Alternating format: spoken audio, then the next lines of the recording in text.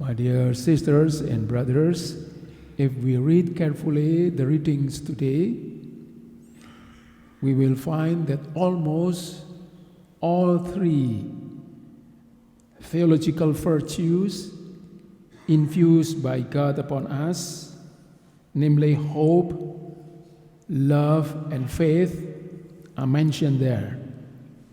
But let us focus on two of them, which is hope and love. Hope is very crucial for us because in our lives we move from now to the future. And we know that for us, the future is not always entirely certain. We have so many questions about what will happen tomorrow, next week, next month, and so forth. And without hope, our lives are like a ship without an anchor. It will drift in the middle of the ocean. And of course, we know what's the result, that we find it difficult to control if we don't have anchor. In such a situation, how can we sail steadily into the future? How can we continue our journey in that kind of situation when we cannot control our lives? So this hope which we need in our life is not built on our own human thinking, but is based on Jesus. Jesus is our anchor. Jesus is the anchor of our life. And that is what we find in the first reading. This we have as an anchor of the soul, sure and firm, which reaches into the interior behind the veil, where Jesus has entered on our behalf as forerunner. So we do not know what will happen tomorrow or even in the next 3 minutes. But together with Jesus, we have hope. We can hope that something good, something better, even the best one will happen. And because as the eternal high priest, he has already entered the veil of the future, he leads us and leads those who hold on him, and they will not be disappointed because God is faithful. He fulfills his promise, like what we have here today in the responsorial psalm. The Lord will remember his covenant forever. What Jesus has promised, he will fulfill. He will not disappoint us. And the gospel teaches us that love transcends the Sabbath law. Again, love transcends the Sabbath law.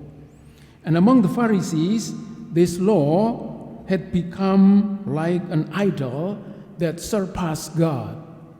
They sometimes think that the Sabbath law is much more important than what God has commanded them.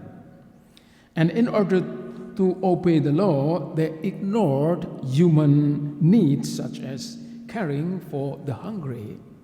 That is what happened in the story of our gospel today.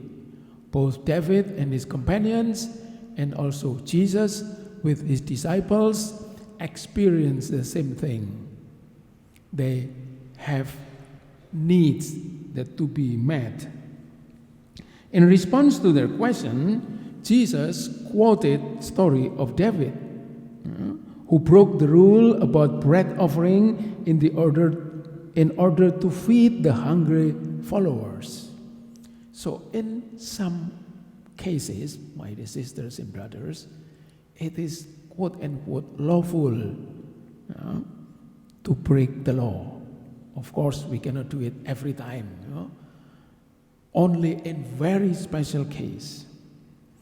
And today, Jesus also underlines that the Sabbath commandment is not as important as us.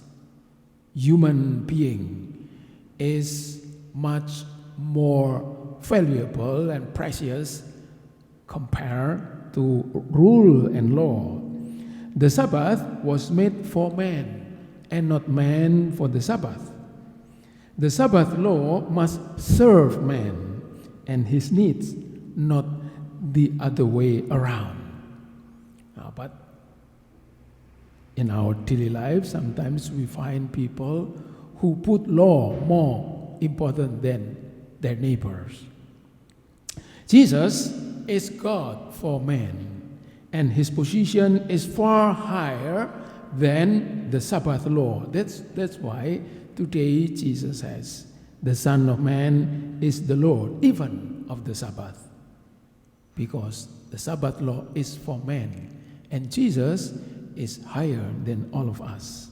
Through his superior position and out of love, he was able to cancel the Sabbath law. We know, my dear sisters and brothers, that love is the highest law we have. So we can build our lives on Jesus, who comes to fulfill the laws of love and gives us hope. As we live out our faith, hope and love become our true strength and soul. Today, we can learn from St. Agnes, whom we celebrate, whose memorial we celebrate as virgin and martyr. Martyr is someone who sacrificed himself or herself for God, and they or he or she do that because they have hope in God. St. Agnes said, "What I desired, I now see. What I hoped for, I now possess. I am united in heaven with the one I loved on earth." So, my dear sisters and brothers, if in this life we have faith, hope, and love in God, and if we love God in our lives, then we will be united with Him in heaven.